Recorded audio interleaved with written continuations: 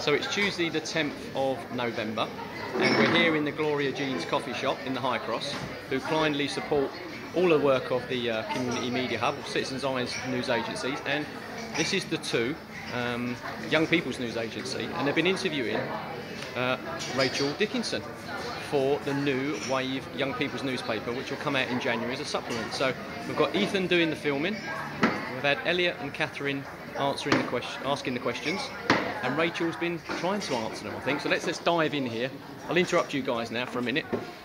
Rachel, how are you? I'm really well, thank you very much. Were you given a grilling there, or were they quite light on you? Well, I think they have some really important questions. I mean, they asked them very politely, but they wanted to know the answers. It was a really interesting set of questions, and the questions kept me thinking, actually, after this interview is over. So how long have you been doing your job now? I've been doing my job for almost 6 months, and those 6 months have flown by. Because I remember I think the first time we ever met you was at the Walker Stadium for the event, wasn't it? And you'd only been in post a couple of days then, hadn't you? I think just a couple of weeks. Yeah. Thrown in the deep end. Exactly. I didn't know what was going on at all.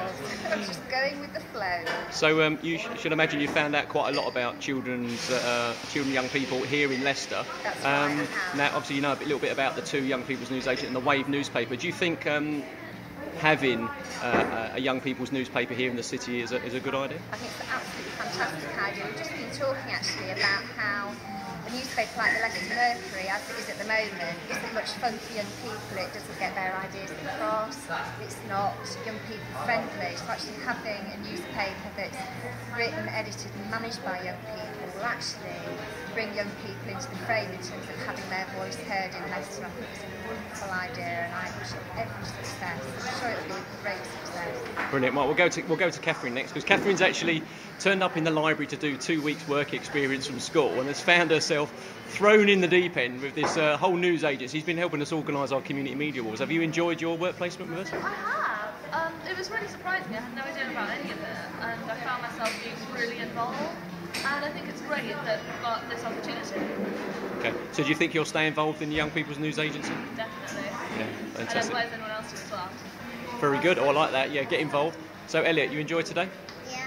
Okay, so straight in from school out in the county, and here you are interviewing the head of Children and Young People Services in Leicester. How did that feel? Exciting. Exciting. So did you enjoy asking the questions? Okay, very good. One final thing from yourself, Rachel. I caught up with you a couple of weeks ago at the Haymarket Theatre as well, the former Haymarket Theatre. It's been turned into a youth hub. Do you think that's a good idea as well? Because I didn't interview you on the day. We said we'll do it again another time, but That's wanted right, to pick your brains about it. I think it's an absolutely fantastic idea. To have a place in the city centre that's owned and is a space for young people to come to is wonderful. Somewhere where they can call in, get information and advice as they need it, but importantly get involved and have the opportunity of engaging in some really interesting activities that they've decided on. Just absolutely wonderful. Brilliant. And it's got to happen, and it will happen. Fantastic. Well, thank you very much to Rachel, to Elliot, to Catherine, and then we'll swing round. Ethan's been doing the filming and taking lots of photographs here in Gloria Jean's today. Thanks a lot, guys.